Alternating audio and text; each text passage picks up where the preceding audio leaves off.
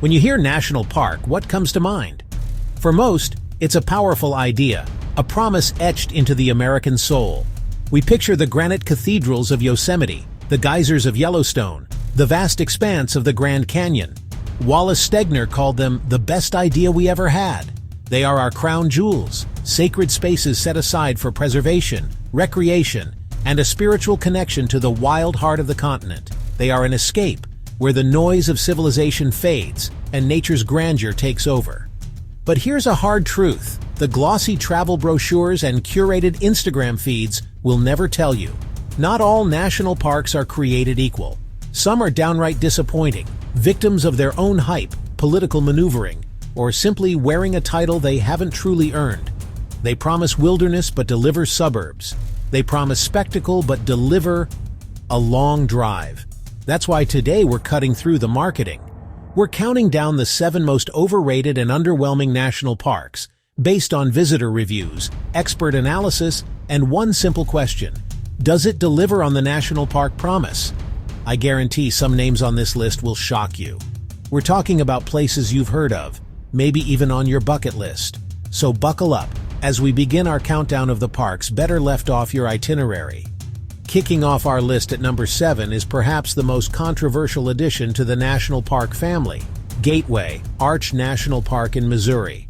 Let's be clear, the arch itself is a stunning feat of mid-century engineering, a monument to westward expansion. But a national park? Until 2018, it was a national memorial. The upgrade to park status was largely seen as a political move to boost tourism, creating the smallest national park in the country, at just 91 acres. If you were hoping for wilderness, you'll find more in a suburban backyard. The experience involves a museum trip, a cramped tram pod to the top, and a view of downtown St. Louis. On one side, the city grid. On the other, the muddy Mississippi River. Impressive perhaps, but hardly the untamed wilderness the national park name implies.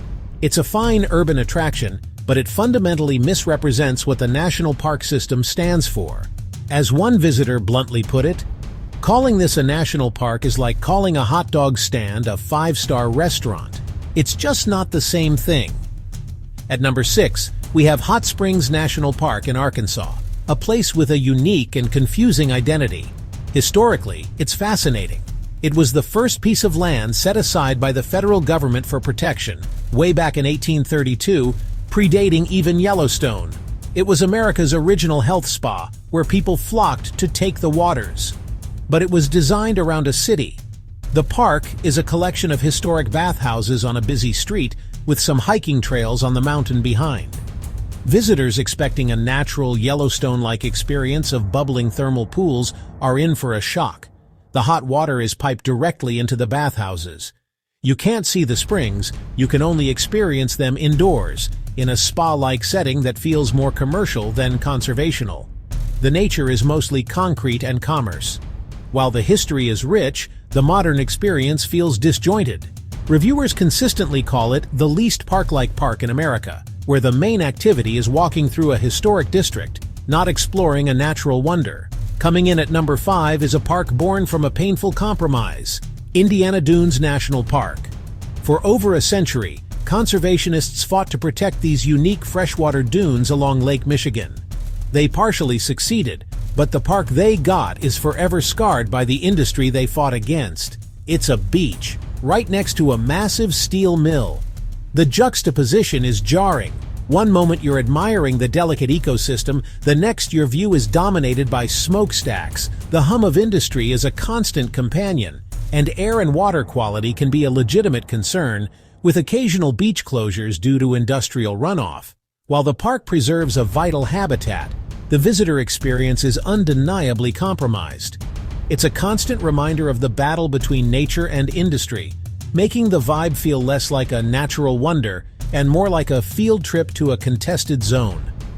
Our number 4 pick, Congaree National Park in South Carolina, is ecologically important, but for most people, a miserable place to visit. Let's give it its due. Congaree protects the largest remaining tract of old-growth bottomland hardwood forest in the U.S. It has some of the tallest trees on the East Coast, true champion trees. It's a biological treasure. But for the average tourist, it's a triple threat of discomfort. First, it's a swamp, so it's incredibly humid and buggy. The mosquitoes are legendary. Seriously, visitors joke that the mosquito is the unofficial state bird here, and they aren't entirely wrong. Second, the park is a floodplain, and its main feature, the Boardwalk Loop Trail, is frequently underwater and inaccessible. Third, beyond the boardwalk, there isn't much else for the casual visitor. It's a park best appreciated by hardcore naturalists. For the family on a classic national park vacation, Congaree is a tough sell. Many leave with more bug bites than cherished memories. At number 3 is Quoga Valley National Park in Ohio. Like others on our list, this park suffers from an identity crisis. Established to preserve a green buffer between Cleveland and Akron, its primary function is a massive metropolitan park. It's a patchwork of reclaimed land, historic sites, and recreational areas stitched together by highways and suburbs. You can ride a scenic railroad, bike the towpath trail, or visit a waterfall, but you are never far from civilization. The scenery is constantly interrupted by power lines and roads. The wow factor of the great national parks is missing. While it's an incredible asset for Northeast Ohio, its national park designation sets an expectation it cannot meet. It's a great regional park, but an underwhelming national park. The runner-up at number 2 is a paradise that comes with a painful price tag, Dry Tortugas National Park, Florida. Visually, this place is a 10 out of 10. It's a remote cluster of islands 70 miles west of Key West, featuring the colossal Fort Jefferson, surrounded by crystal-clear turquoise water and vibrant coral reefs. It sounds perfect. But here's the catch: getting there. It's so remote you need a boat or a seaplane. The only public ferry is a grueling full-day commitment that costs over $200 per person. Want to fly? The seaplane will set you back more than double that. For a family of 4, a day trip can easily cost $1,000 before you've even bought a souvenir. And once you arrive, your time is limited. You get a few hours to tour the fort and snorkel in a designated area before you have to make the long journey back. Many visitors, after shelling out a small fortune, are left wondering if the hassle and astronomical cost were truly worth it. It's a park whose beauty is undeniable, but whose accessibility and value proposition make it one of the most overrated experiences in the system.